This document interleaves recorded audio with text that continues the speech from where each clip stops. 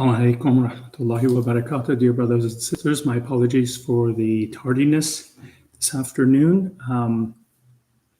I will, inshallah, make sure I cover all the aspects that we were planning to cover today, plus a little added bonus. I know many of you will be preparing to head to your local masajids and preparing for Laylatul Qadr. However, I wanted to make sure that I get this covered and stay with the plan and theme of the evening as well as the month. Inshallah, you all have all your du'as and all your hajat accepted in this lovely evening and give you all the tawfiq to worship Allah the way that He wants us to worship Him, and with all the benefits and blessings that you all deserve. I did have a couple of topics yesterday, or I guess 3 items yesterday that I did not get to, so I'll get to those before we get to the theme of the night, which is related to high blood pressure, hypertension, and then tomorrow, as I promised, we'll cover sleep. And so that should round up week 2 of our program. So inshallah, we'll give you some information to walk away with that'll be of value. First item we wanted to talk about, I did not get to yesterday before we get into hypertension, is honey. If you remember yesterday, we were talking about the items related to the tasks or routines that we would want to do, and the recommendations that I do and I suggested. And there was 3 particular items from the Quran that I was going to cover that I did not get to yesterday. So first one being honey. And I know that many of you know in the Quran it mentions that honey is a or healing effect, as is the Quran itself, Shifa. So I found some very interesting information around honey, its benefits, and potentially at the end of the day, some potential things to be watchful for. So very interesting to know that, and many of you have probably heard this already, it does take 66,000 bees to make 1 pound of honey. So this is not an easy task. This is a tremendous amount of work that goes behind, and there's a whole system behind it. And as we all know, there's a surah named after bees. It really is an amazing phenomenon. So if you get a chance to ever look that up and read more about the whole process of how these honeybees actually make the honey, it's really astounding and somewhat jaw-dropping. So interesting to know, because I am in the business, that FDA has actually approved honey for wound healing. So this is actually considered generally recognized as safe. And so the product can be used and marketed under that indication. It has tremendous amount of antioxidants. It's innumerable, the benefits of honey when it comes to antioxidant effect. And if you remember, antioxidants are intended to help preserve cells from damage, oxidizing, almost kind of think of it as rusting of the cells. It's a big antimicrobial, hence why FDA has approved it for wound healing. It fights against bacteria, viruses, things like influenza, believe it or not, H. pylori, which is a pretty common infection within the stomach that can cause ulcerations, and shingles, which is herpes zoster. As we get older, it's those bumps, and similar to chickenpox that we got when we were kids, that can come out and be quite painful.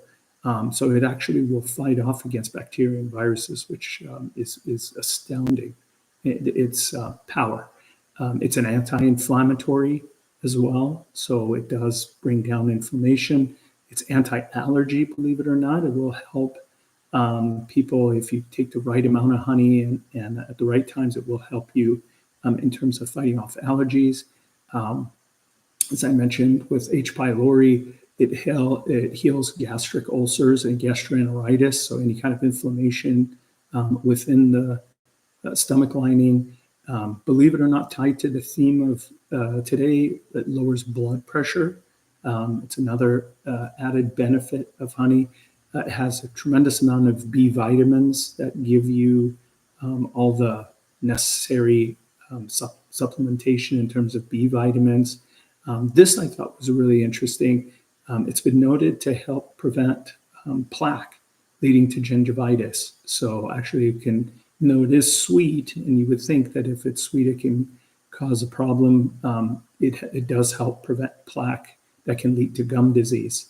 And then it also, because it's anti-inflammatory, can help with inflammatory skin disorders.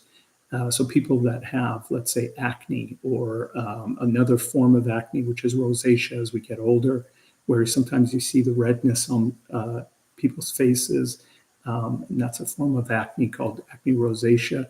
It will actually help fight it because these are both inflammatory skin conditions. Some interesting information: 1 tablespoon or 20 grams of honey, and one that I recommend, and it's highly recommended. Most of the honey that you find in the store is just sugar. So be careful about the honey that you do get. If you get local honey that you can find through a farmer's market or something like that, again, you got to study to make sure the best one, the one I used and the one I recommend, and the one that most healthcare professionals also recommend, is Manuka honey. That is not pasteurized. You want to get it as dark as possible. And typically, Manuka honey comes from New Zealand. But if you have 1 tablespoon, it has about 61 calories, 0 grams of fat, 0 grams of protein, 17 grams of carbohydrates, and 0 grams of fat. So you have to be considerate that at the end of the day, it is sugar. So most of those carbs, if not all of it, is in fact sugar. However, it does have all those other benefits. And so you want to be mindful of not making this a cornerstone of your diet. But if you're currently using honey, using sugar, and you like things sweet, then honey is a fantastic way to kind of counteract the downsides of regular table sugar that you might find. The suggestion would be to use at least 100 MGO. And if you do have diabetes, again, you do have to be careful, but the recommended dose is actually 2 tablespoons per day to get the benefits, the full benefits. So again, keep this all in mind.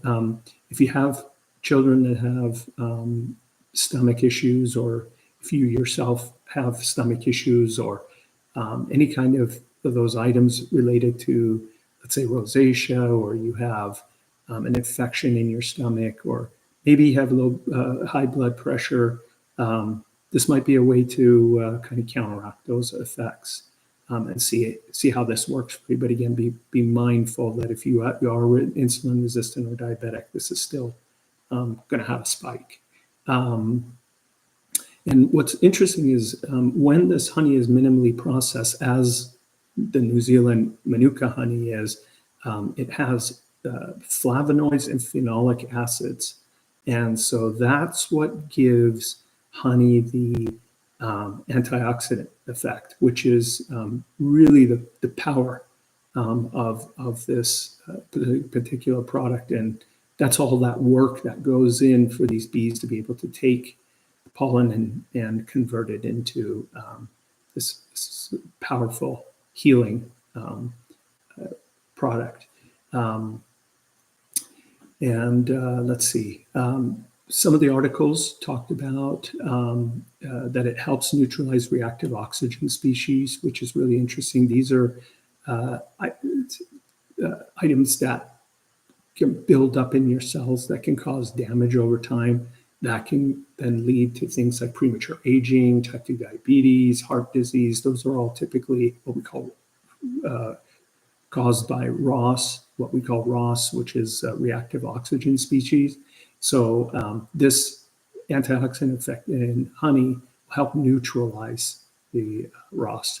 So that's how you can actually preserve a lot of these other inflammatory and aging conditions. Another very interesting thing that I also, during my research, found in some of the studies have found that honey may increase adenopectin levels, which is a hormone that reduces inflammation and improves blood sugar regulation. So interesting, even though it is sugar at the end of the day, it may help improve your blood sugar regulation. So something to consider if you are kind of creeping up. And again, if that's, I'm not advocating going out there and taking 2 tablespoons of honey every day, but it is something to consider if you are transitioning from using sugary substances, or you kind of have that sweet tooth. In lieu of sugar, honey's your best sweetener that you can use.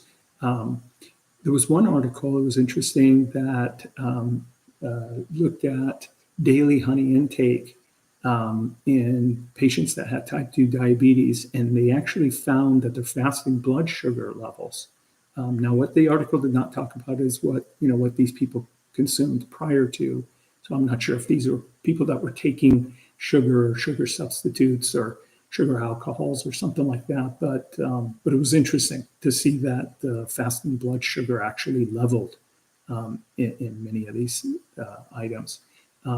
Key thing that's really good is that I was trying to dig in and see where this is all coming from. Honey has trehalose. Trehalose is spelled Trehalose.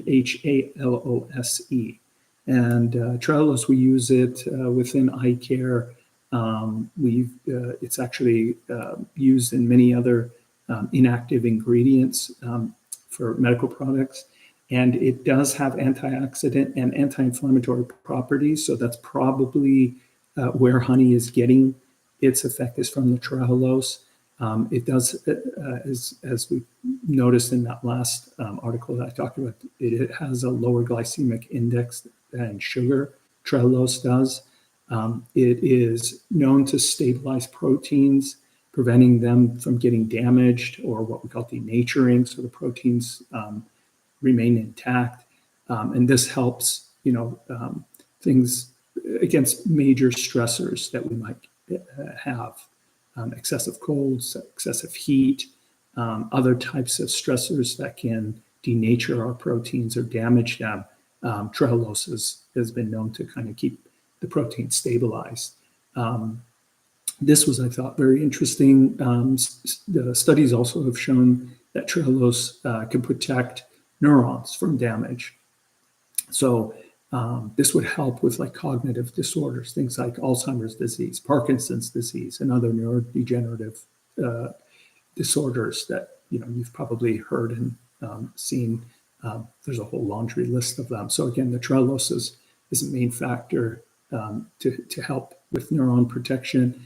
It's also a humectant, which it helps keep moisture in the skin and give it that antioxidant, anti-inflammatory on the skin. And if you remember, I talked about rosacea and acne.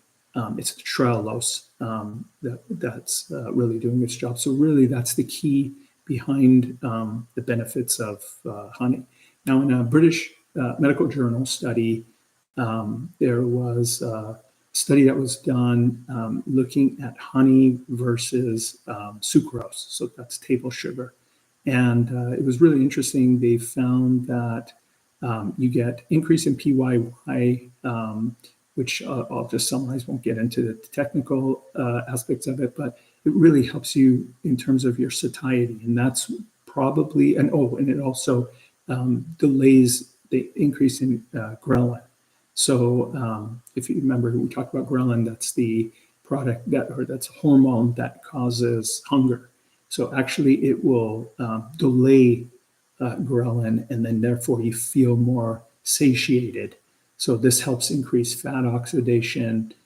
In addition, in an Indian study similar to this British Medical Journal study, they found that honey lowers fat mass, and especially the fat in and around the organs, what we call visceral fat. I think we talked about it.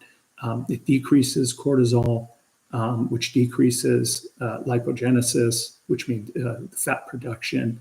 And it also works similarly to what we talked about with some of the other aspects of cortisol reduction through the hypothalamic adrenal axis. So amazing that actually you could take honey and shrink fat, and you can actually lose weight as a result of it. You can calm your nerves because it does decrease cortisol. So if you're, let's say, an athlete and you've done some intensive work, or let's say you had a very stressful day, and your cortisol levels through the roof, your mind's going, your body's under a lot of stress, it's a fantastic healer. Is to bring down that axis, the hypothalamic adrenal axis, which is really what's stimulating the whole stress production. So that this was also corroborated in a biochemical research article that also found that it decreases oxidative stress. So there's a lot of evidence in terms of its anti-stress and anti-cortisol effects. The other part that was also interesting, as we talked about in the last several sessions, is around the gut-brain axis. And it actually, because it decreases gut inflammation, which we just talked about through lipopolysaccharides, it actually will help calm your nerves because of the connection between the gut and the brain. So it's working via many different aspects, but just subhanAllah, you can see in the medical arena the benefits of this amazing product. For those of you that have, let's say, allergies, or maybe don't like the sweetness of honey, or can't take it for whatever reason, maybe even from diabetic or insulin resistance aspects, you can get very similar effects through bee pollen. I know I use bee pollen sometimes when I make my protein shakes. I'll add a little bit of bee pollen to it. Find good bee pollen. It'll be in the refrigerated section at your health food store. They're little pellets, and you can mix it in. Put it in your tea, put it in your coffee. You could put it in your shakes like I do. You could just take it and put it in your mouth. Start small and build from there. But this also helps with allergies as well. There's tremendous benefits in this. There's vitamins, amino acids, essential fats, minerals, trace minerals, and then it's also got the bacteria and fungi that will help with your stomach. So another option in case honey's not desired. Let's shift over to dates now. Somebody had asked before, is dates okay? Can we break our fast with dates? Very interesting. So I decided to delve into it a little bit. And what was interesting, what I was able to find, is that the seeds and dates and the fatty acids, the proteins, the fiber, which helps with gut health, as we talked about, potassium, and we're going to talk about this today, for blood pressure and bloating. There's magnesium, copper, flavonoids, and antioxidants. So tremendous amount of nutrients in dates as well. But we had talked about, to be careful, again, like honey, that it is sugar at the end of the day. So you have to be very watchful and careful. But it also, similar to honey, it reduces oxidative stress and inflammation. So actually, it increased insulin release as a result to bring down stress. So if you do have insulin resistance, you want to be really, really careful. But this is one way to also help in case you have inflammation in your body, or if you have some sort of oxidative stress. This is another great tool in your armamentarium that Allah has given us the power. Now, what's interesting about dates, it has allulose. And what allulose does is it binds to the GLUT2 receptor. Again, I'm not going to get too technical with this, but what's important to just know there is that by the fact that it connects to the GLUT2 receptor via allulose, it takes the sugar or the sugar within the date straight to the liver. And so it can be processed a little bit easier. And so in another British medical journal study, they found that allulose actually can decrease blood sugar and insulin. If you remember, we talked about this some time ago, that allulose will be actually less of a glycemic spike than other sugars that you're using. So another tool you can keep is allulose. We talked about stevia leaf extract, as well as monk fruit. These are the three. So allulose actually gaining a lot of momentum now because of the fact that it's a prebiotic. And so because it has a lower glycemic index, it does go straight to the liver, and it's friendlier to your gut lining, that it might be a way to go. So dates is another potential tool for your blood sugar concerned patients, transferring from table sugar to allulose or to dates. Dates across the board, various ones have anywhere from 35 to 74 on the glycemic index. That's kind of middle of the road to a little bit high, so you've got to be careful.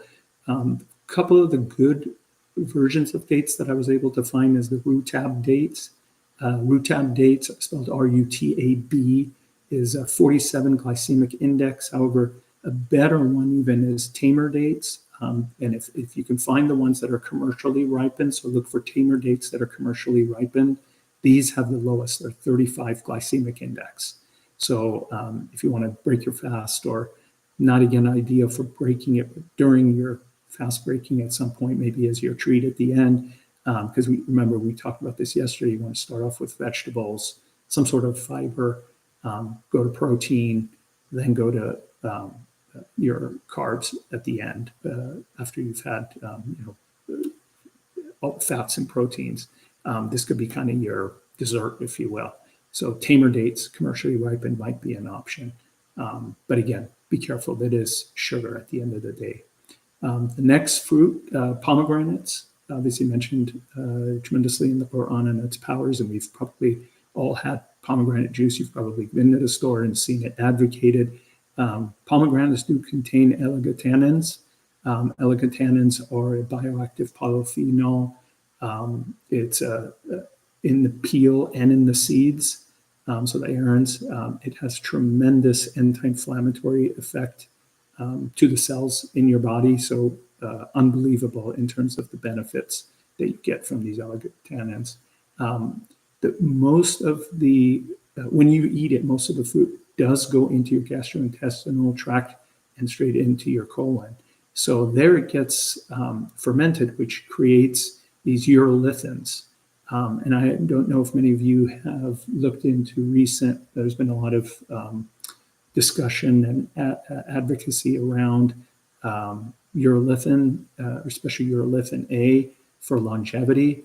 And in fact, there's been a lot of research done on it being able to halt inflammation, prevent cardiac dysfunction, and other age-related decline issues. And in fact, in 2017, a study out of UCLA showed that the mice that consumed pomegranate extract did not contract inflammatory bowel disease, as opposed to ones that did not.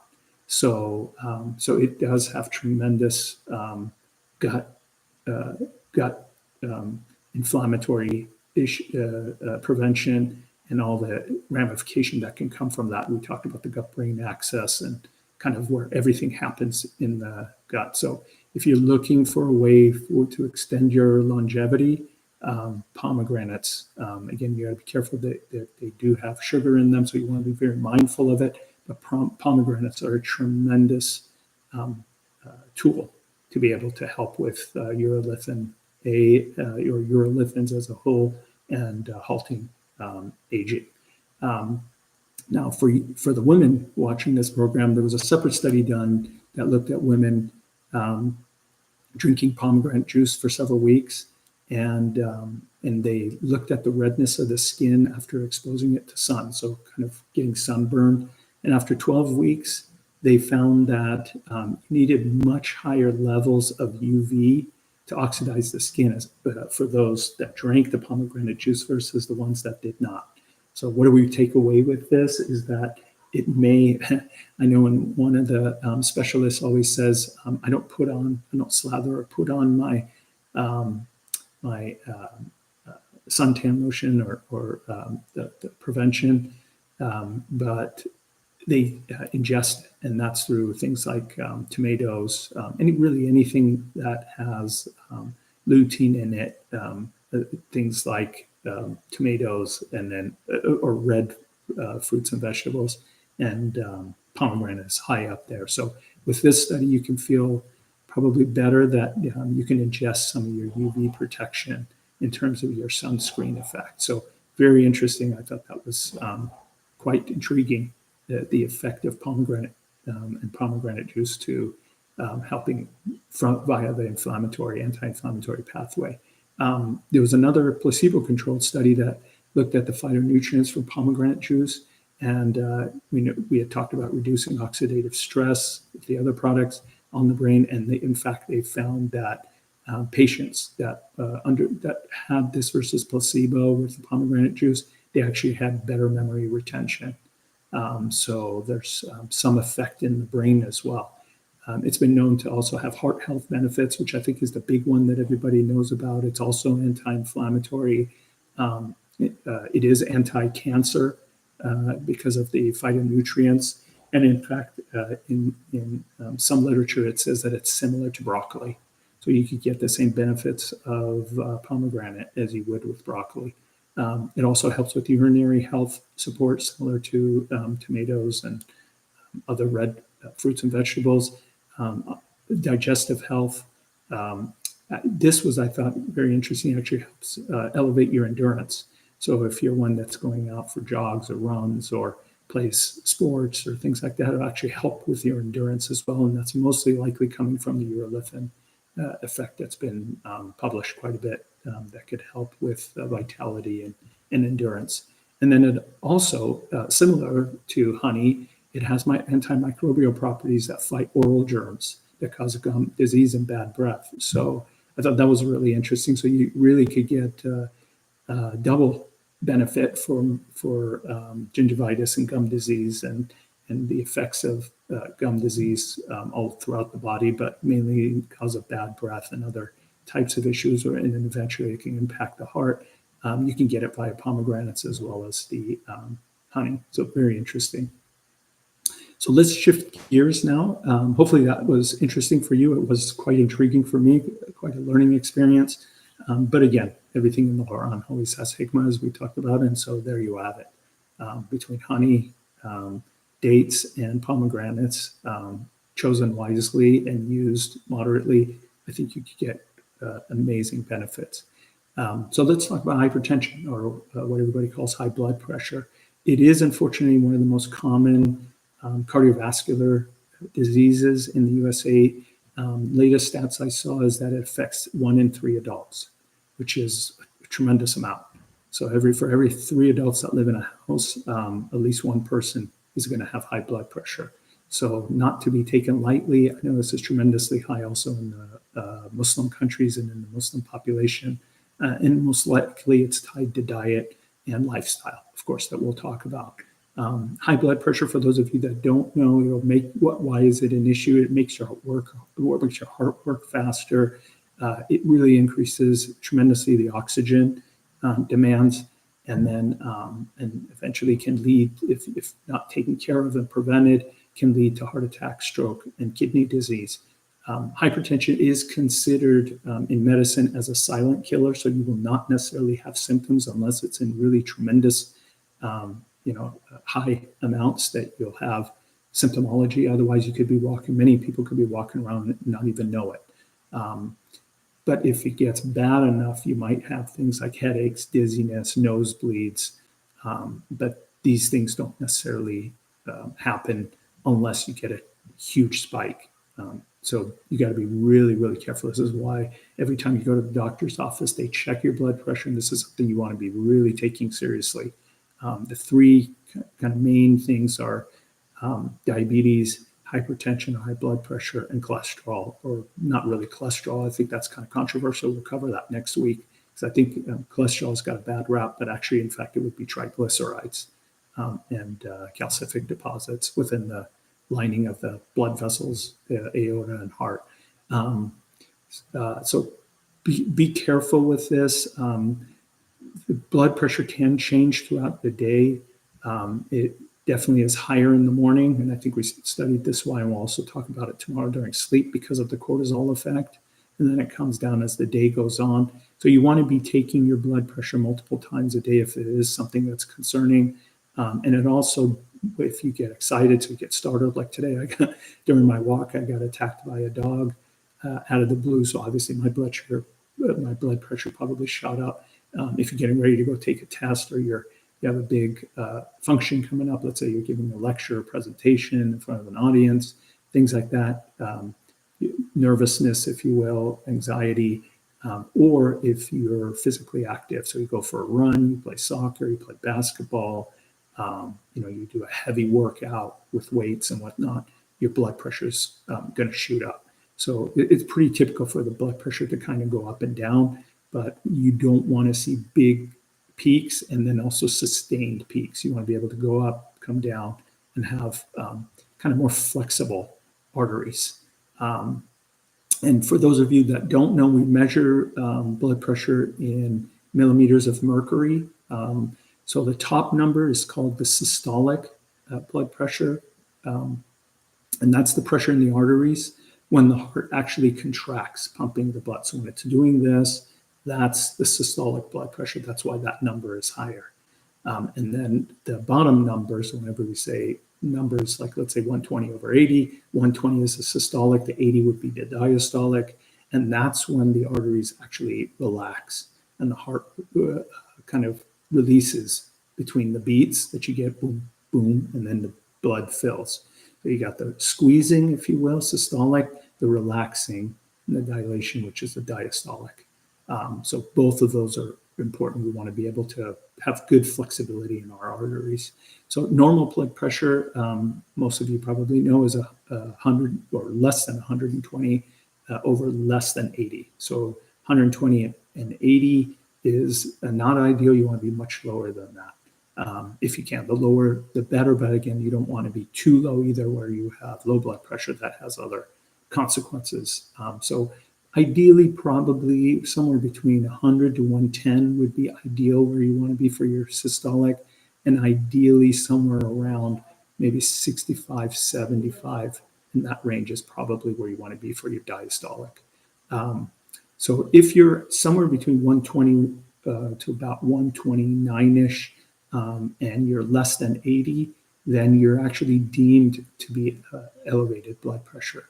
If you're anywhere between 130 to 139 and your diastolic is somewhere between 80 and 89, then that's considered stage 1 hypertension. This is where they start intervening with medication, what have you. And then if you get up at 140 or over on your systolic or over 90, that's considered stage 2. And that's serious. At that point, you're at a significant risk for stroke and other cardiovascular events, heart attacks, what have you. So you want to be taking this very seriously. What causes high blood pressure? That's the million-dollar question, right? Most of the hypertension is diagnosed, they don't know, so they consider it what they term it as essential hypertension, basically not sure where it came from. But it increases with age, so you want to be careful as you get older because there's less elasticity, although I saw some really, really frightening data in terms of how many kids nowadays that are actually overweight or obese that have high blood pressure don't even know it. So got to be really careful with our children as well. But some of the other factors that are involved other than age, of course, you want to rule out white coat syndrome. That's termed white coat syndrome is when you go to the doctor, you're nervous and they check your blood pressure and it's high. So you want to check it in your more comfort of your home and check it periodically and at different times of the day. So make sure that there is going to be variation, but you want to make sure that you don't have peaks or significant peaks or valleys throughout the day.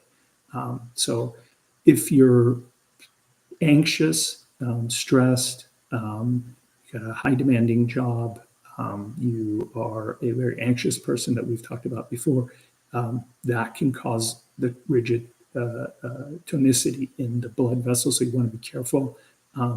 There's some articles that say excessive salt consumption. I think it's kind of a misnomer, although it can certainly, but I think the bigger issue is more potassium. So there's a sodium potassium pump, and you don't want to have that imbalanced.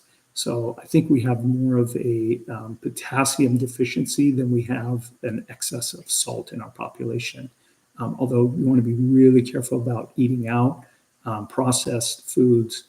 They do add a lot of salt in there. You'd be amazed. I remember when I was at one of my jobs, there was these bowls of noodles. I forgot what they were called, Maruchan or something like that. Actually, I think it's manufactured here in Irvine. And that had over 1,000 milligrams of sodium in the cup, small little cup. Unbelievable. So you want to be really, really careful. Stay away from seed oils. They have omega-6 fats that can really wreak havoc on blood pressure. If you have a diet that you're eating that's low in calcium, magnesium, potassium, natural forms, that can impact the arterial walls. Insulin resistance, obviously we've been talking about that pretty significantly. Insulin resistance can cause inflammation, sodium retention, and kidney damage, which we talked about, and that tied to obviously high sugar intake has been shown to increase blood pressure. In fact, in one study, they showed that if they got rid of insulin resistance via a keto diet, the blood pressure, both systolic, diastolic, dropped by 5 millimeters of mercury. And they did this randomized and assessed against a comparator of a non-keto diet. So definitely want to get that insulin and sugar level down.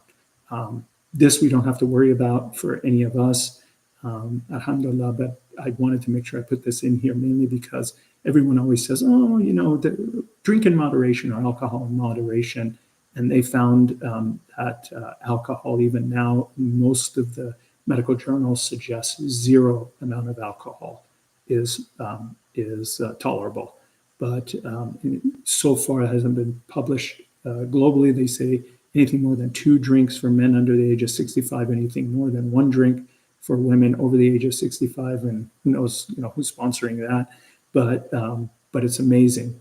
All these years, the Quran's been telling us not to drink alcohol, and there's been all sorts of arguments about the benefits of wine and this, that, other type of consumption and the benefits of its heart. Now they're finding zero amount, and of course, high blood pressure, alcohol is a great stimulator of blood pressure. Being overweight can put a lot of pressure on the heart, and so you want to be careful with your weight. And they've shown in some data that even a loss of 10 pounds can make a significant impact on your blood pressure. Some medications, such as steroids, some birth control pills, decongestants. So if you're taking pills for decongestant for your nose or your chest, non-steroidal anti-inflammatories like the aspirin, ibuprofen, any of those, as well as diet pills, can raise your blood pressure. There's some over-the-counter medications you want to be careful of too. Things like licorice root, ephedra, guarana, kola nut, yerba mate, which is a really beneficial green tea, but it does have significant caffeine in there. Ginseng and yohimbe, these have all been known to cause high blood pressure, and that's because it shrinks the blood vessels, so there's a lot more force going through or needs to go through. And then if you have conditions like kidney disease or thyroid disease, or you want to be really careful too, many people have sleep apnea that's undiagnosed. These 3 can also wreak havoc on your blood pressure. I know a family member that recently had tremendously high blood pressure, and via controlling of the thyroid hormone, they were able to bring that blood pressure down.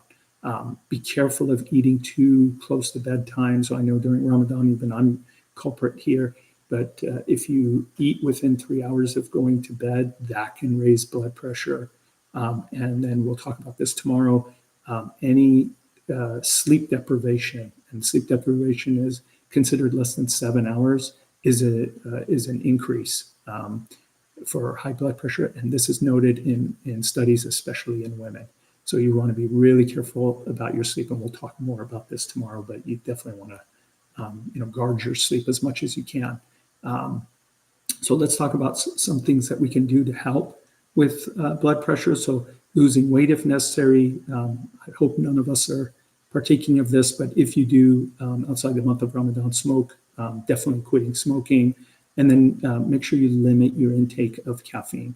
So you want to be very careful of not excessively consuming too much caffeine, because that can shrink the arteries and cause blood pressure issues. As I mentioned before, one of the biggest issues is a deficiency in potassium. I think most of the population, if not all, have some sort of potassium deficiency. So unless you have kidney disease, your body will try to keep the sodium potassium levels in balance. And we talked about this via angiotensin aldosterone. I think we talked about this on day one or so, and the benefits of fasting here to help with that neutralization. But it's amazing. Our needs are about 4,700 milligrams of potassium every day. I mean, who is getting that, right? So, so you really want to be careful with your diet, and you want to get the potassium in as natural as possible. So, what things can you have? Spinach, kale, mustard greens, turnip greens, any kind of fiber is really, really important. All of these have potassium, magnesium, and calcium, which are the three hallmark supplements that you need in terms of keeping that sodium potassium pump in balance. A great thing that I use quite a bit, and I highly suggest, it tastes great, puts crunch in your salads, great to put maybe a little bit of peanut butter on. It's extremely healthy, is celery. That has tremendous effect nitric oxide wise, as well as giving you tremendous amount of potassium to help counteract. Kiwi, citrus, and berries have polyphenol. Berries have the polyphenols. The citrus has vitamin C, and the kiwis have tremendous amount of magnesium, potassium. Kiwi, actually, as a side note, we'll talk about this tomorrow, also has been noted to help with sleep via the magnesium pathway. So kiwi, citrus fruits, ideally probably not oranges. I wouldn't suggest too many oranges, although every once in a while it's not a bad thing, especially if you have it with the peel. Orange peel is amazing. In fact, what I do is I take the citrus peels, which is where all the benefits are, dry them, and then actually blend them up, turn them into a powder, and I'll put that in my coffee or my tea. Tastes fantastic. Or put it in my mock oatmeal. Sweet potatoes have a lot of potassium in them. Avocados are probably the highest. I'm a huge fan of avocado. I think an avocado a day will definitely keep the doctor away. So avocados are going to be tremendously beneficial for potassium. And I believe, if I'm not mistaken, in the ranking of all the fruits and vegetables, avocados are number one. And then any other items that have magnesium, potassium, or vitamin C will be beneficial.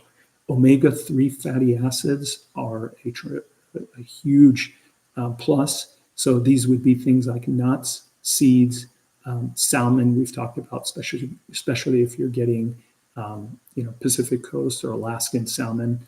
I'd stay away from the eastern, the Atlantic salmon, unless you're getting it from, let's say, Scotland or Norway.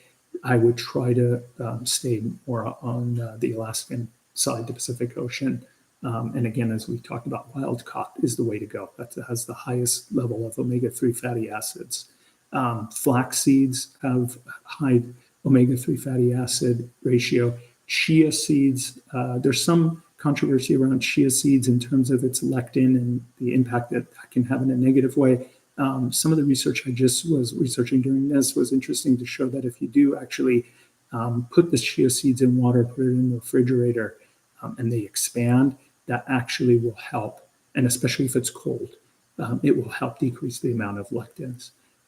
Fish oil, so either cod liver oil, which is what I take, or any kind of fish oil, as long as it's good, all wild caught fish, especially the smaller the fish, the better, as we talked about.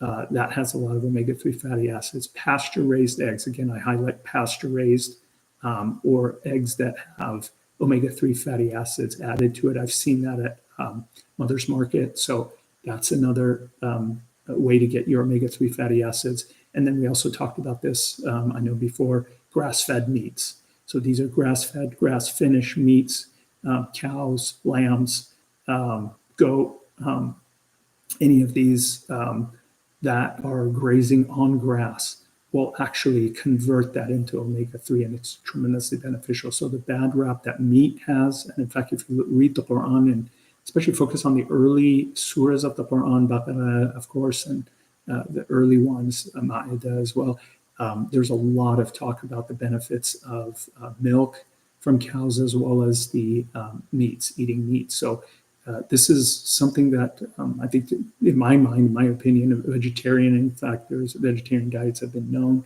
to not be the most healthy. There's a lot of visceral fat in people that are vegetarians.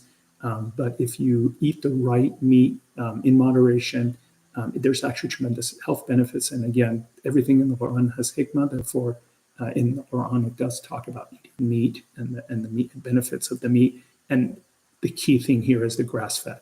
So stay away from the marbled.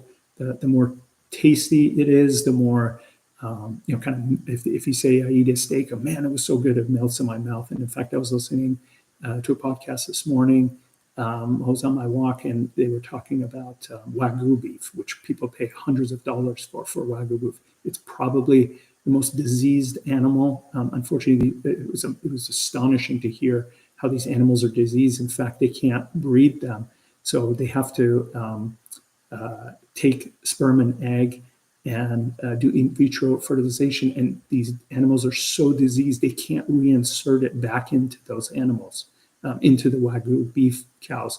They have to put it into a different species. So just unbelievable what we do to these poor animals, but it's all done for taste. So I can understand when people become vegetarians because they look at what's being done in terms of animal cruelty. It's astonishing and mind-numbing. I personally will not be eating Wagyu beef, and I don't recommend you eating anything that has a lot of marbling or fat in it. That is not, even though it may taste great, it might be melting in your mouth and flavorful, but it definitely will contribute to disease because these are coming from diseased animals. So stick with the grass-fed meats. My personal reference, I try to support the local Muslim community. My personal reference is One Stop Halal. I know that they have grass-fed, grass-finished beef and lamb. Now, most lamb will be grass-fed, grass-finished, especially the ones that come from Australia or New Zealand. So I would stick with those. I'm not quite sure some of these Islamic markets. I would look into it a little bit. I'd be very careful because I know in some of the stores I've been to, I've seen it advocated that they're grain fed. Actually, they put it up and I'm quite proud of it, which is the last thing you want to eat. So stay away from these grain fed animals. It's really animal cruelty to be feeding them grains. It's not good for them. They can't digest it. They don't feel well with it. You imagine if you were to eat that and felt bloated, you wouldn't feel good. Why would we want to have our animals tortured like this? And they don't have the voice to speak. So try to contribute and help these companies, these farmers that are actually trying to do things the right way. So again, my personal preference is One Stop Halal, and I would encourage you to look at either them or other options. They're local, great people, and they deliver to your door. So it makes life really, really easy. Apple cider vinegar is a tremendous benefit to high blood pressure. We've talked about all the other benefits apple cider vinegar has to blood sugar as well as to your overall stomach health, the gut-brain axis. So I encourage you to take apple cider vinegar. It kills many birds with one stone. Dark chocolate has nitric oxide in it, so it helps with blood flow. As we talked about before, it has a lot of benefits, dark chocolate, so I highly recommend that. But again, minimum 75, 77%, cacao. I personally use 100% and won't use anything different. It tastes great. I don't miss the sugar. And sometimes I'll just have a piece as my dessert. I'll just cut off a piece of dark chocolate, have it with a spoonful of some sort of nut butter, whether that's homemade peanut butter or homemade hazelnut butter, and it tastes fantastic. And it's a great way to finish your meal if you have a sweet tooth. Green coffee extract is also beneficial. And if you can't find green coffee extract, what I would encourage you, stay away from French or dark roasted coffees. Apparently that processing, extensive processing, kills the benefits of coffee. So stick with light roast coffee, but that has actually shown to decrease blood pressure. But again, be careful because caffeine can wreak havoc. So if you can find either decaf, light roast coffee, or limit the intake. And then if you really need carbs, I know we've talked about carbs not being your best friend, but if you really need carbs, transfer to a gluten-free sprouted whole grain type. These are things like amaranth, buckwheat, quinoa, barley, farro, teff, millet. These actually are mentioned in the Bible, many of them in terms of the whole grains. So we know that these have, God has put a lot of blessings into these. So I would, opt for these options as well. I personally prefer buckwheat if I'm going to have my kasha, and then quinoa at nighttime if I'm having something that I need to put a carb in, let's say for sports or if I'm burning or something. Here's something that's interesting. I've been using this for some time, and I did a little bit of research to see if what I'm doing actually has some validity. And there was a study published in the Indian Journal of Biochemistry and Biophysics about cardamom. And so they took 20 people that were diagnosed recently with stage 1 hypertension, stage 1 blood pressure.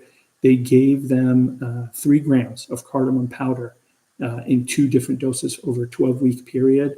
And it decreased both the systolic, diastolic, and the mean blood pressure.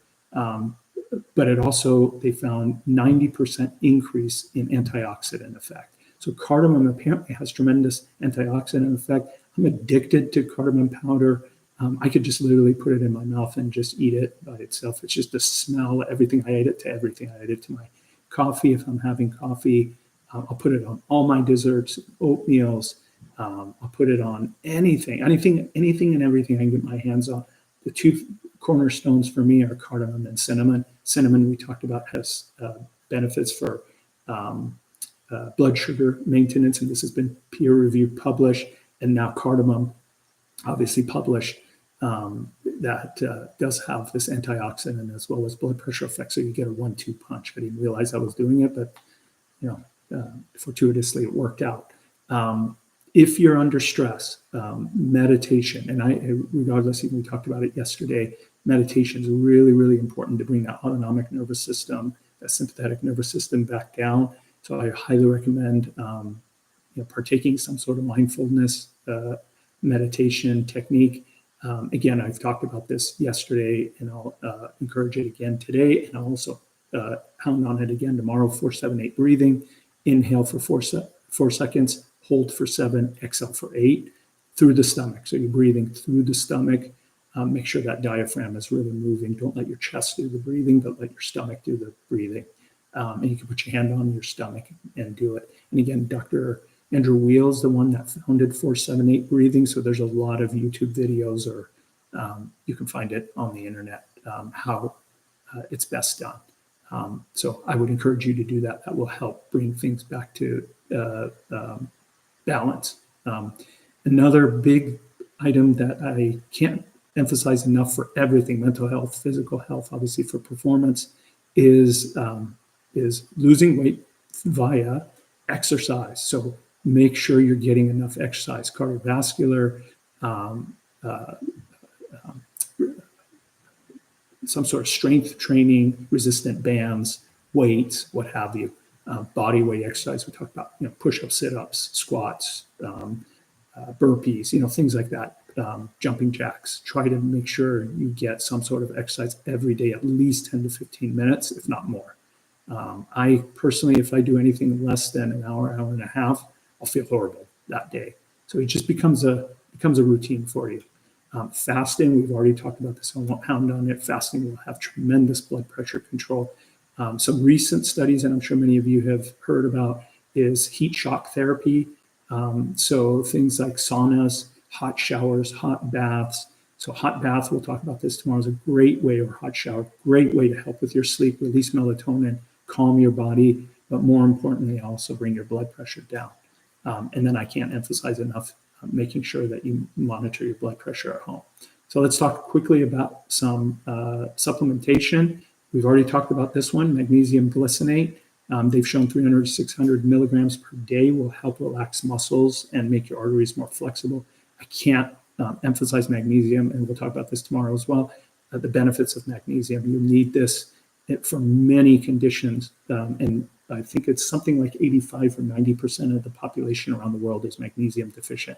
So definitely make sure you add some magnesium glycinate to your diet. Fish oil we talked about. I personally like to use cod liver oil from Norway. That's a great one. Some of you may not be able to tolerate that. You can take a pill. That works just as effective. Coenzyme Q10. This is an antioxidant that helps support heart health. So this has been shown. They have them in pills and powders. I'm sorry, not powders, syrups, things like that. Personally, I found the best way is via pills. Actually, the one I take is partnered with, and we'll talk about this next week, it's partnered with red yeast rice, which has been known to decrease your cholesterol level. The coenzyme Q10 comes with it to counteract the side effects.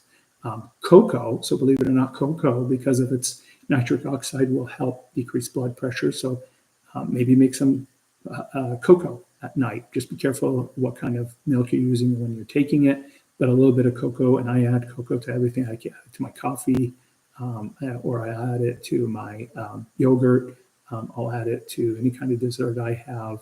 I love cocoa, and like I mentioned, that I have 100% dark chocolate, so that right there will kill two birds with one stone in terms of helping my blood pressure and also satisfying my sweet tooth.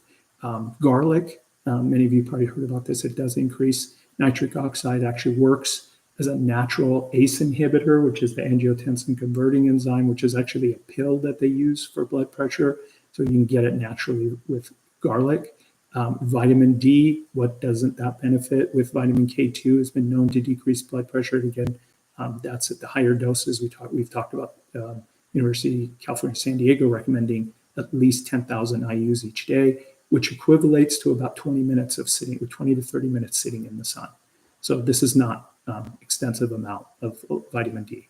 Electrolyte powder, especially if you're focusing on higher potassium.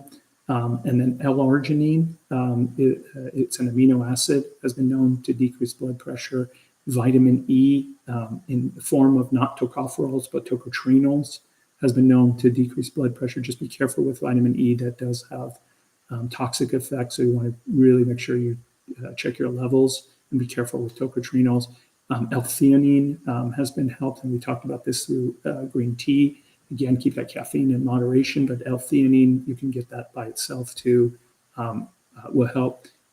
Another great thing, I don't know if we talked about this the other day, but berberine for blood sugar and weight, it has similar effects as diabetes medications. So metformin being specifically the one. So berberine works by many different avenues.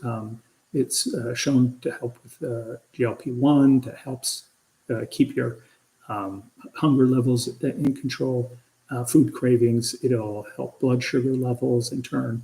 And then now there's studies to show that it does help with blood pressure. Your probably drink of choice, I highly recommend it. It tastes fantastic. It's a little bit sour. I love it. It's got tremendous benefits. It's a beautiful kind of a dessert tea, where you could have it during the day, sip on it. Sometimes I make big pots of it. I mix a little bit of cinnamon in there. It's hibiscus. That has been shown to decrease blood pressure. So make yourself a big pot of hibiscus tea, drink that throughout the day. Maybe add a little cinnamon, or surprise, add a little bit of cardamom, and you get a real beautiful effect. And it tastes fantastic. Trust me, you'll love it. And then whey protein actually has been known to decrease blood pressure, but I'd be careful with whey protein that does have insulin effects. We're out of time. I did want to cover nutritional labels. I will just show it real quick and zip through it, and then maybe next week we'll pick up on this a little bit more. But I wanted to, if I can see, oh, there it is. And hopefully I'll be able to see this. So this is a nutritional label, just to briefly go over how to read this. So you look at the top and you'll see 4 servings per container. Serving size is 1 cup. So I bring this as just a sample. I bring that attention to you because a lot of times we read the nutritional label, but we don't focus on what does that mean in terms of serving size. So be careful of the serving size.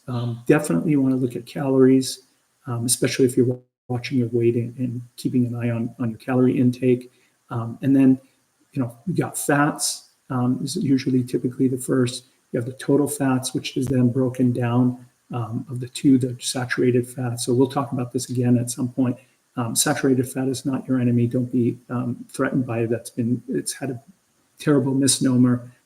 Fats, and especially saturated fats, are critical to your body building hormones. It's the building block of your hormones. The one you do want to watch for is trans fats, though.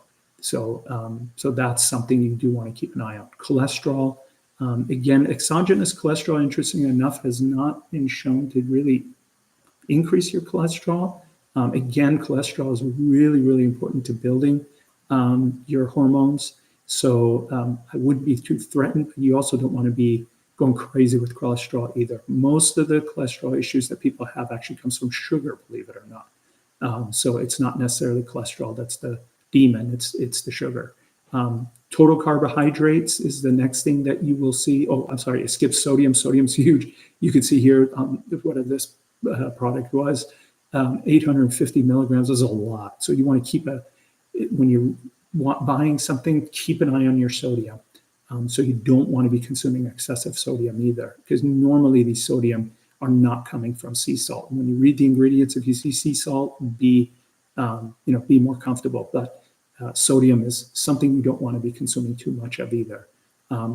Total carbohydrates, that's something you always want to keep an eye on. And then there's dietary fiber and sugars that usually come behind it. So dietary fiber minus your total carbohydrate will give you your net carb, your total net carb. So in this case, if you take 34 grams minus 4 grams, this particular product will have 30 grams of net carbs. So if you remember, if you're monitoring for like a keto diet or low carb diet, you need to keep an eye on, your carbohydrate intake. And so, you would not count this as 34 grams, you would count it as 30 because you want to get the net carbs. And then of course, sugars, with how much sugars are added, and then protein, obviously, and then added. They also have to list the minerals as well. I wanted to give an example here. So if you look at this, this you would think this is a health food, right? Kind bar, looks pretty benign. So this has got 18 grams of fat. It's got 4 grams of saturated fat, no trans fat, 2 grams of polyunsaturated, 11 grams of monounsaturated. This is all likely coming in from nuts. So this is why you're seeing this. No cholesterol, 135 milligrams of sodium.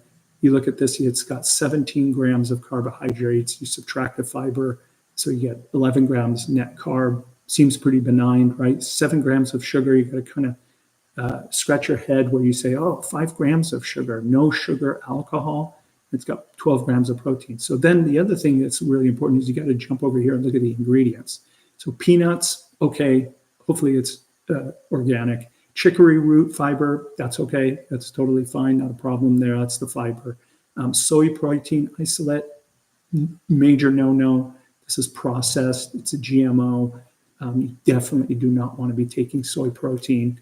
Whey protein is better, but that in moderation, but soy protein is definitely a no-no. Honey, which we talked about today, but then they add glucose syrup.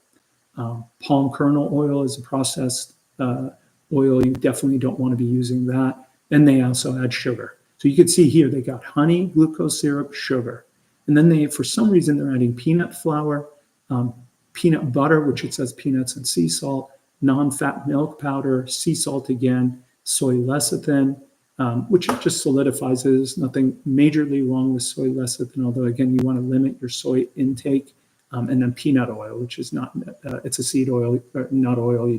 I don't recommend it. So when you look at this, it seems pretty much benign on the surface, but this is something not highly recommended. And then I was going to just show you the difference. This is the collagen I take, and I mentioned it from Healthy Foods. This is the whey protein that I take, and this is the creatine that I got from them, the creatine monohydrate. Just real quick, I just wanted to show you that there's no carbs here. So you can see it was 1 gram of carb there, no carbs here. So this is a keto-friendly form that you can take. And they don't add anything else to it other than just whey protein, just collagen with the amino acids. I'm sorry, the collagen with the whey protein, and then the creatine. So very, very keto-friendly, and it will not stir up your blood sugar levels. So with that, I leave you all. Inshallah, you have a blessed evening tonight. Please keep me in your du'as, as I will be keeping you all in mind. And I wish you all the best in this beautiful night, and may you obtain all the blessings that you all deserve. Let me just take a look and make sure there isn't any question. So in regards to pomegranate juice, I have recently found that the Palm brand from the wonderful company is an extremely unethical company, so I avoid that brand that also produces pistachios. Agreed. You really want to be careful of brands. I'm not a big fan of juices, to be honest with you, unless you make it at home, and because the juices extract just sugar and they don't include the fiber, so be very careful about juicing. Best thing to do is just eat the airings, or even more lovely, plan it, take the pomegranate yourself, and with the white stuff in there that has all the fiber, and then you can put it in a blender and mix it, or ideally just eat it by itself. The raw form of food is the best food. One of the things I'll just side note here, there's also a lot of evidence to say that when you take a fruit, a healthy fruit, put it in a blender and blend it, that will actually increase the sugar level.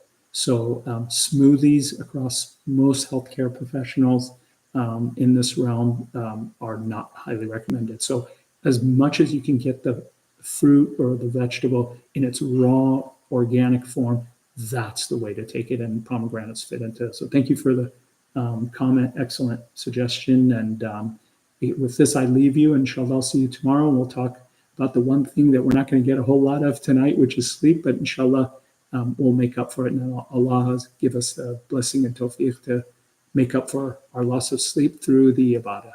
Take care all, and have a lovely evening. Assalamu alaikum wa rahmatullahi wa barakatuh.